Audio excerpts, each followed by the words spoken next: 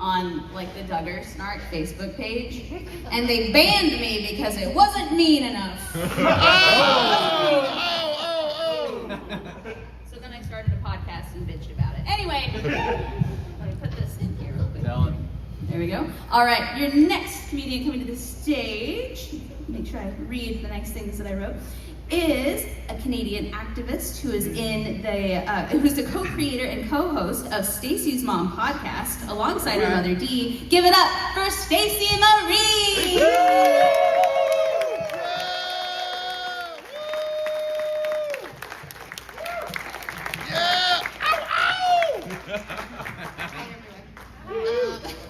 So when Sydney first asked me about doing this, I said, there's no way I'm coming to NaNoCon. I'm not crossing the border.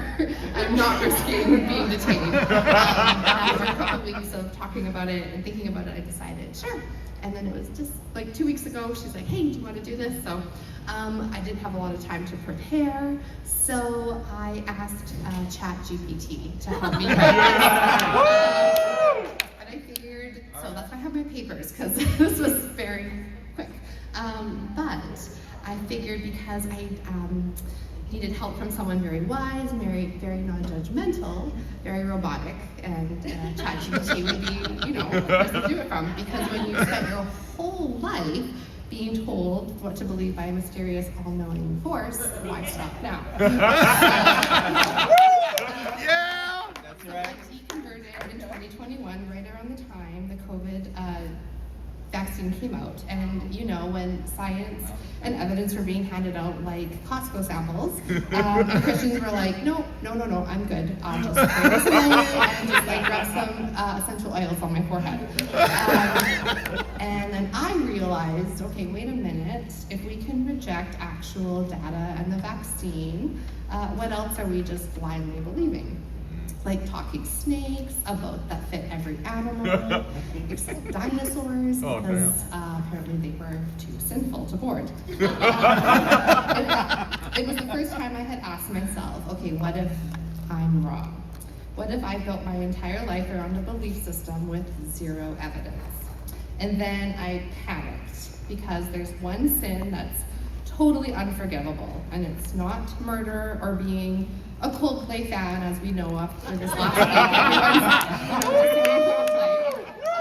week. It's blaspheming the Holy Spirit. So that's when I started spiraling. I'm like, if I even think about doubting this, do I get like a fast track to hell, like VIP access, all that kind of thing? But I couldn't ignore the questions. And once I started pulling at that string, like so many of you in this room all know, the whole faith sweater unraveled. And it took like 3 weeks. That's it. 30 years of blind unbelief undone by a YouTube rabbit hole and a couple of skeptical Reddit friends. The Holy Spirit never stood a chance. Okay, so this is the thing. I put in, this is not on my papers, but I put my whole story in because ChatGPT put the prompts up, and I answered a bunch of things. I gave it like a history about me and kind of what I wanted it to kind of convey to all of you. And when it said the whole belief was undone by a YouTube rabbit hole and a couple of Reddit skeptic friends, I almost dropped my phone, because that's literally what happened. So it was kind of creepy. So it was very freeing, but it was also devastating. I had been living in a cult, but with better music and potlucks. So I suddenly had this weight lifted, but also this horrible realization. Oh my God, I have wasted so much time. I don't know if this is making kind of a weird feedback. And not even on the fun sense. I was the boring kind of Christian. I skipped yoga because, demons and all that. I also, this is a true story, this is not ChatGPT. If I lend out my clothes to friends, if I got them back from people, I would pray over them and plead the blood, because I thought, well, if they went to somewhere that I might not have gone to and they maybe some sort of like demonic force attached to those clothes. Okay, I need to like pray. You get the idea. I was really weird. She was in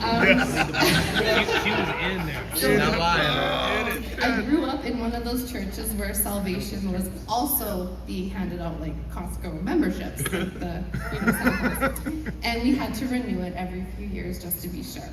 So originally, when I was younger, I got baptized at 10, like a sweet little girl giving her life to Jesus. Because that's true. ChatGPT knew that about me. Then at 14, I got baptized again because I had backslid. In other words, I had listened to secular music. Oh, no, that's it. It's over. No. And wore mascara. Oh, that was Huge spiritual collapse. So I remember standing in the water in Vancouver at English Bay, if any of you are familiar with that place, but I thought to myself, okay, this time I really mean it. I'm totally saved now. Like it was some kind of divine reset button. All sins cleared. Let's start fresh. I was basically speed running to salvation. But by 15, I was out here signing purity pledges because clearly my teenage hormones were a national emergency. And the only solution, so if you watch Shiny Happy People too, I also went to Teen Mania in Seattle at 15 and I did sign a purity pledge, you know, making sure I wouldn't, you know, defile my body and for my future husband. The only solution, yeah, okay, anyways. The only solution was to give my virginity to Jesus, like a weird spiritual dowry. I didn't even have a boyfriend, but I had a silver ring, a laminated card, and a deep sense of moral superiority. I thought I was saving myself for someone special. Turns out, I was saving myself for crippling intimacy issues and awkward foreplays in my 30s. I've gotten past that, don't worry. I really have. Purity culture taught us that our worth was directly tied to whether or not we'd let a penis anywhere near us. Like our value was a Craigslist car listing. One owner, low mileage, garage kept, no accidents. And God forbid you gave it away. Then you weren't a daughter of the king anymore. You were a chewed up piece of gum. I mean, if you're familiar with the line, they nailed the a used toothbrush, a donut with a hole already taken. Like Jesus was out here running a very judgmental thrift store. I remember this one book retreat where they did this rose analogy. You know the one, who wants this beautiful rose? Then they passed it around and had everyone touch it. And at the very end, they were like, well, who would want this rose now? And I was like, honestly, yeah, it's just been through some things like the rest of us. We were told your body is a temple, don't let anyone defile it. And I took that way too literally. I once made a boy wait 2 months to hold my hand. Like my fingers were sacred relics in the Ark of the Covenant. Touch them wrong and God strikes you dead. Him or me, I don't know. And don't even get me started on the sex ed. We didn't learn about consent or anatomy. I'm not even kidding you. I feel ridiculous saying that. I didn't even know really what autonomy was until I actually deconverted. Yeah. Anyway, we learned about soul ties. If you know about soul ties. If you don't know, it's when you like have intimacy with someone and then your soul is connected with them for all of eternity. So you bring them into your bedroom. It's crazy. Like if you have sex, then your souls get velcroed together. Which is why to this day. Okay, this is what ChatGPT wrote. I don't really get this joke. If you get it, like laugh, but if not, I won't be offended. Everything else, yeah, whatever. But which is why to this day I feel vaguely guilty whenever I walk past a youth group wearing skinny jeans. I don't really know why I don't. I get it. Whatever. I left it in because maybe someone would laugh. This was my favorite part. Okay, this is my. And I wrote a lot in this part for ChatGPT. So, growing up, I had one dream, and this is true. Some kids wanted to be astronauts, some wanted to be pop stars. Okay, me, I wanted to be a pastor's wife. Wow. That was my one holy girl fantasy. Just me, a modest knee-length denim skirt, a Bible thicker than my emotional repression, and a husband preaching fire while I sat front row, slightly judging everyone's outfits and caffeine consumption. Because every good church has a cafe and a barista that's better than Starbucks. Right. Oh my gosh. I didn't want to be a pastor. I didn't need that kind of spiritual responsibility. I just wanted to marry into the pulpit. Be spiritually adjacent, you know, this lady of the Lord. And of course, I'd be clutching my purity ring like it was the one ring to rule my libido.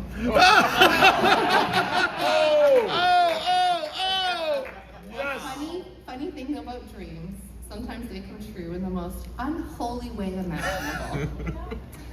Because now, in case you don't know, I'm marrying a pastor. Okay. Plot twist. But don't worry, he's an ex-pastor. He deconverted too. All right. You'll see him in a few minutes. He'll be up here in a little bit. His name is Drew Bekius. So, instead of hosting potlucks and rebuking Harry Potter, he and I are out here living in sin and ordering Thai food on Sunday mornings. Or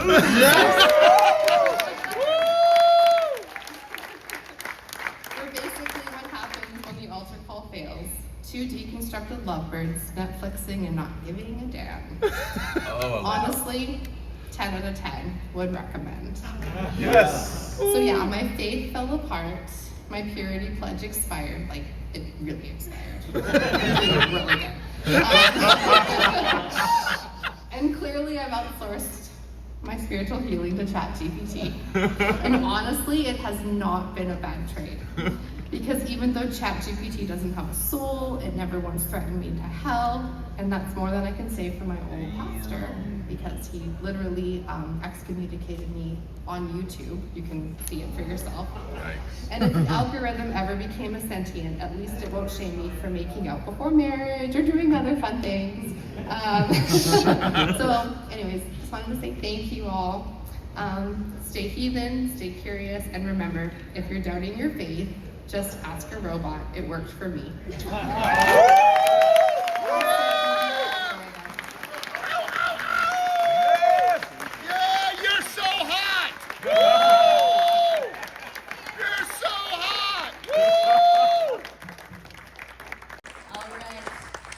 Our next comedian was once a teenage preaching prodigy and is now a professional ex-pastor. He's also adding comedian to his resume as of tonight. Give it up for Drew Bekius!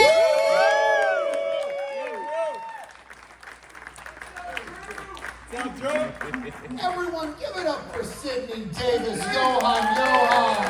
Holy fucking hell! What a spellbinding performance in just leading us on this voyage, on this journey, on this expedition into heathenness and all the good glory of godlessness. I just gotta find a place to set my drink. That's all this is. Okay. All right, folks. So, despite my wonderful partner giving a wonderful explanation for why she had papers, I knew about this months ago. Started working on it like 3 days ago. Okay, so. Both of y'all do better than me. And unlike her using ChatGPT and whatnot, I, however, just to be clear, this is my first time doing any sort of stand-up performances, stand-up comedy, or anything like that. Right. Okay. And so I, unlike using ChatGPT, I researched via subreddit. I searched the subreddit, how do you do a proper first stand-up comedy set, okay? Go on. Pro tips for doing your first stand-up comedy set, okay? And they literally encourage you, okay? So now, when you're doing like talks, okay, like coaching on how to give a proper like talk, speech or whatever, they say, listen. Do not take the first couple moments. Don't waste your fucking 90 seconds to shine. Don't waste that by telling, oh, well, my name is Drew and it's a pleasure to be with you. No, they say, just stand up there and go with it or you'll kill the whole thing, okay? But with this though, the subreddit on how to give a talk, they actually encourage you. The subreddit on how to give a proper stand-up performance, they encourage you to get up there and begin by telling everyone that it is your first time.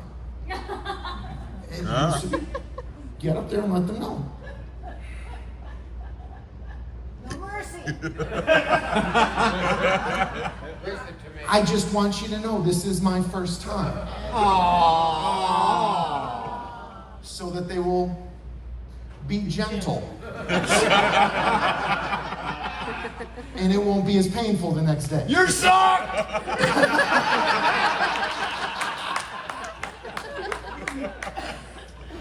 Not as bad as dinner. Now it's a party. But actually, this isn't technically my first time. I mean, it's not my first time doing these kinds of things. Okay, I've hosted, I've hosted like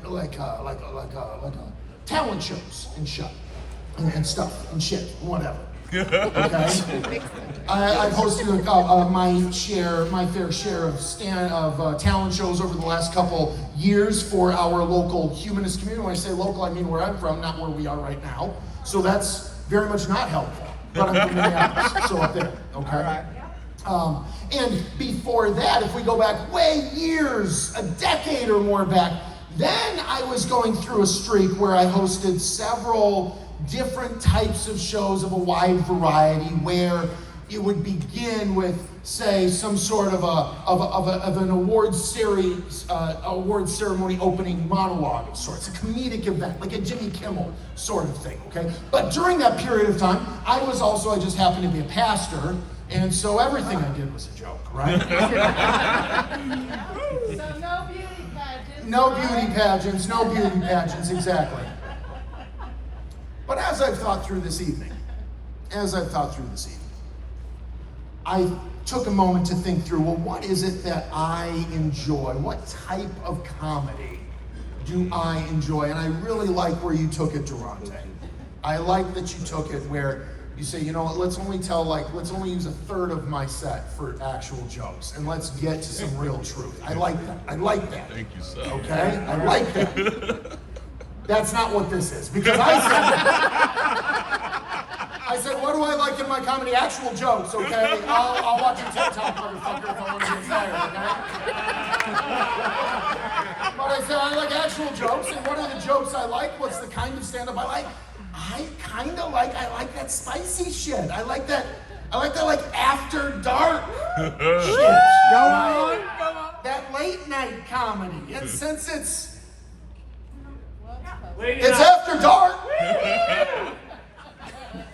but I still wasn't sure. And so I said, I still wasn't sure and said, you know, do I want my NaNoCon stand-up debut to be a bunch of fucking, like, sex jokes and shit? Yes! And so I mentioned in passing to my partner, Stacie, yes, that's Stacie, Oppo Stacie, or possibly whatever the fuck she goes by, I don't know how to pronounce it, right? The one who was here earlier this evening. I went to her and I said, apostasy, Stacie. I said, do I really want to get up there and tell a bunch of sex jokes? Yes. And she said, babe, she said, the funniest shit I've ever seen in my entire life, the funniest shit. She goes, just get up there and tell a bunch of real life sex stories. She goes, your real life sex stories is the funniest shit I've ever experienced in my life. Oh, man. Wow. So real quick. Uh-oh. Oh boy. Trigger warning, Okay. okay?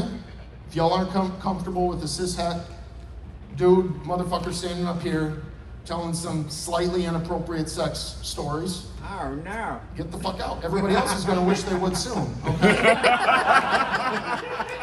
But anyway, so here we are, all right? Now, like many of us, there was a distinct shift in our sex lives. Oh, yeah. After leaving the faith. For many of us, that was the case, okay? And for me, that was the case 13 years ago, all right? Now, as much of a sick little fuck as I was in preschool, okay, now, yeah, other little preschoolers, okay, they might, maybe they catch a glimpse of a Playboy or something like that. Well, my sick, deviant fucking asshole of a preschool self used to run and hide under my mother's bed when she was in the shower, just so I could sneak a fucking peek. Nasty little fuck that I was, okay? So I've always been condemned to hell. That's why I had to beseech the one above and try and get some forgiveness. But also, Jesus did take the reins proper when I was in junior high. All right, let's have a come to Jesus moment. Jesus did take the reins proper when I was in junior high. Okay? I quit lusting over my mom.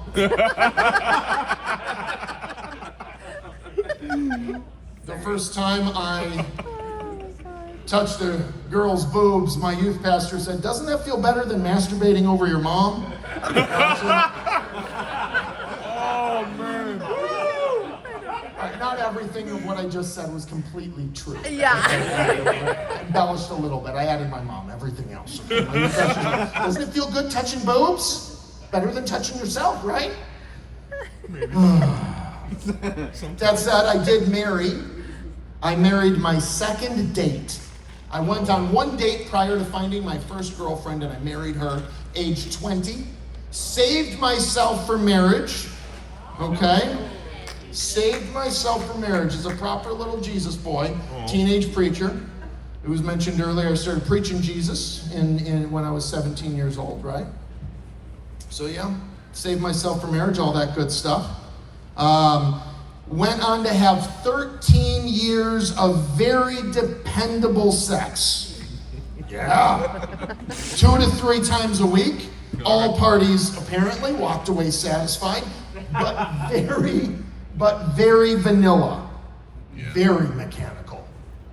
Too vanilla. Yep. Too mechanical.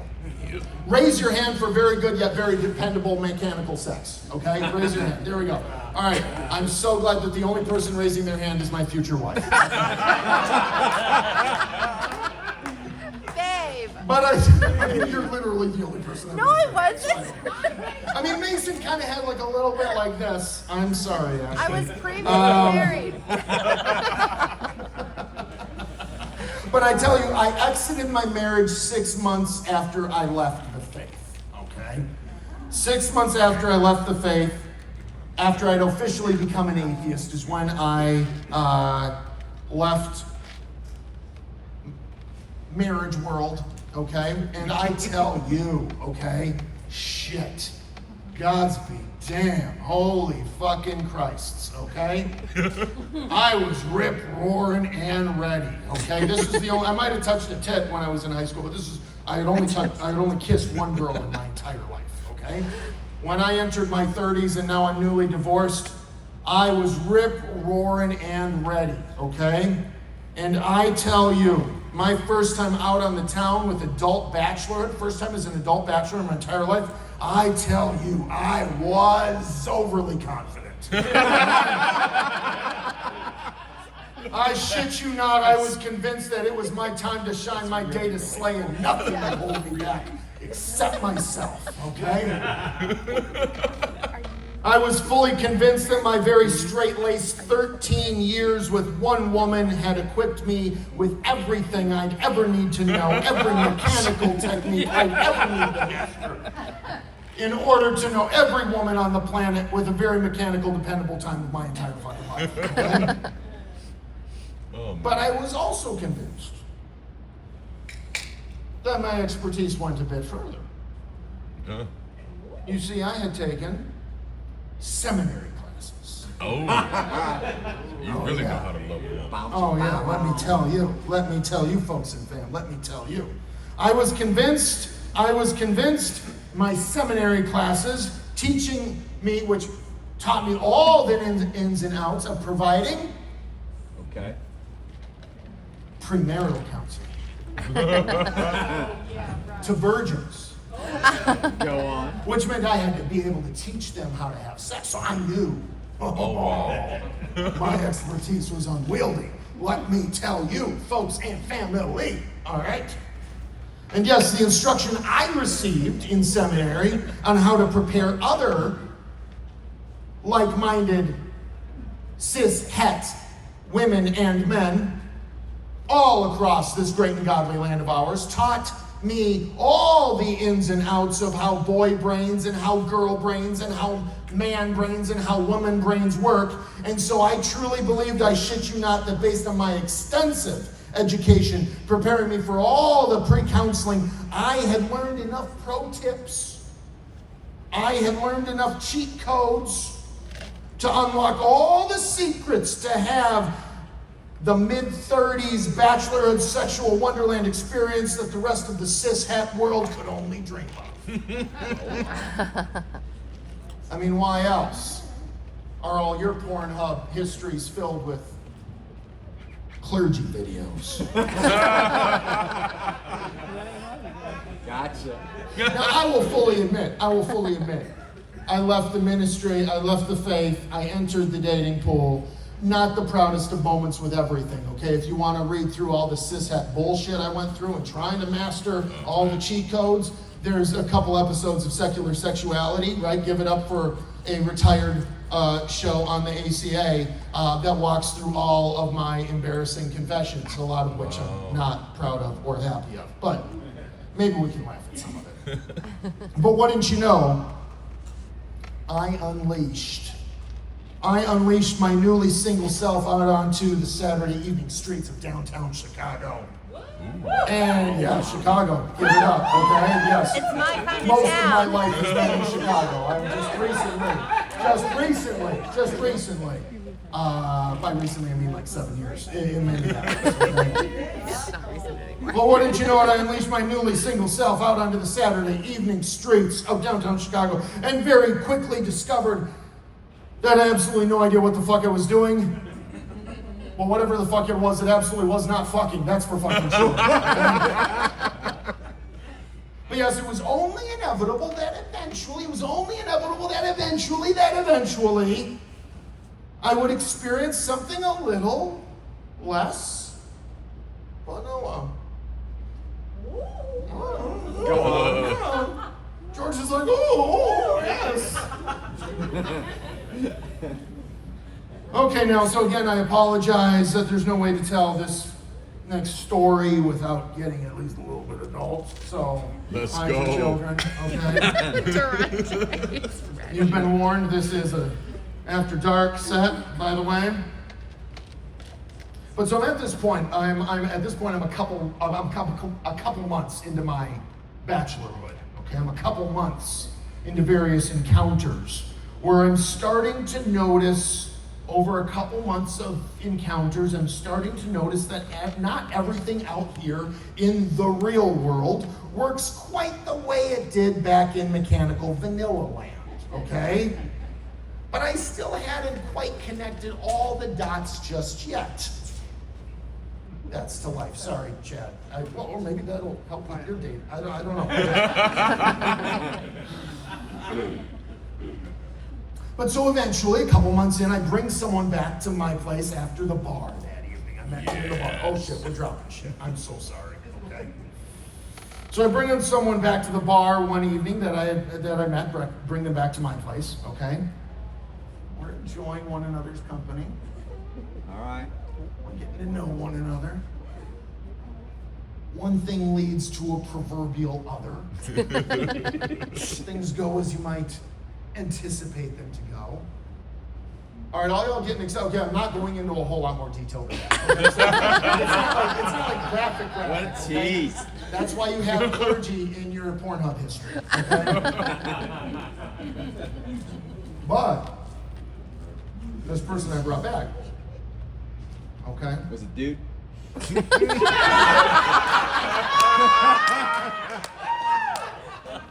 You know, I like to be open to all of life's experiences. Let's go. I like to be open to all of life's experiences. But this particular person I was with, she pushed me back. Pushed me on my back. Oh no. Okay. Wait a minute. Sat up Wait a on minute. top of me. Yeah, All right? that's right. This is true. Pull back out of nowhere. Wound up. Oh. There was no, hey, consent. It was just, she's going, what? Wait a minute. Slap me open palm all the way across my whole fucking face. Did it feel good? And my first immediate reaction was all internal. I didn't say this out loud, but I was just like, ouch, what the fuck? Holy shit, that was hot. And it was like all in an instant, like this whole metamorphosis took place. It was like I was transformed. It was like I had been born again. It was like this aggression was opened up within me. And I was like, holy fucking hell. Playfully aggressive, mind you. Thank you, random girl.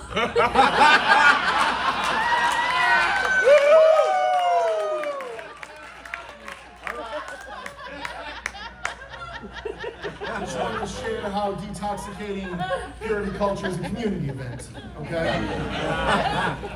It's a group think. And in that moment of an instant, I was transformed, born again, really. And aggression was opened up within me, and playful aggression. Yeah, we talked this, okay? I'm catching up. All right, so. And I've been wooed by the devil, and now I play among Satan's spawn. Yes. Woo! Play with them. Sometimes they look so innocent, Stacie. But numerically. However, I'll close on this. Okay? First closing. Despite all of my endeavors, despite my growth moments, despite the hunger, the aggression that has playfully been opened up with me, I must confess. Work it. I must confess in some things I'm still ever so stuck in my prudish ways. I must confess that I just, despite all my efforts and all my experiments and all my ventures and all of my pushing of the purity culture plus boundaries, just can't mess with the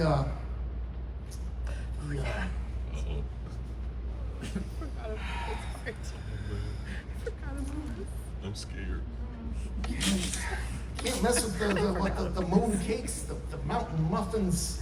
Huh? Those beautiful jiggling twins. The tush, the booty. Oh, booties. I mean, I love myself a good juicy peach, don't get me wrong. I just can't quite bring myself to the darker pit. I love me some good junk in the trunk. I'm just not so sure I want to crawl up in the trunk.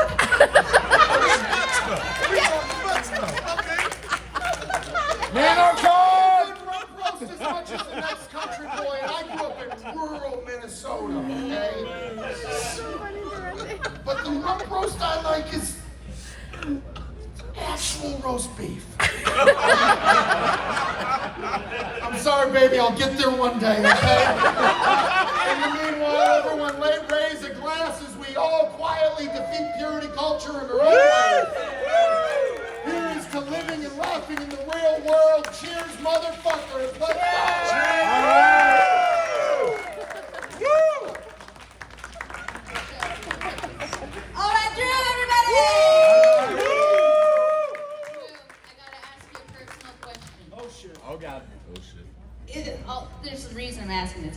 So is slapping in Chicago like the sport peppers there? Like, is that a thing that people learn to do in Chicago? So I need to go to Chicago. The, Huh? like in the face, like during the course. Oh, in the face. Like, Oh, is that like a Chicago thing? Is it like we don't do ketchup on the hot dogs, we do sport peppers, and also in bed we like sex? You know, that's a good question. That's a good question. Maybe I need some more Chicago sex. Because. Tutorials. Because. So I lived in Chicago for like 14 years. Oh, shit. I did. Okay. You've been Bring the slapped? guy back to my house. He's 21. Right? He's my crush. We're making out. He slaps me. Whoa! I backhand the fuck out. And he goes, "What'd you do?" And I said, "What did you do?" And he goes, "I thought that's what you're supposed to do." And I said, "This is what you're supposed to do." And I choked him out. Oh!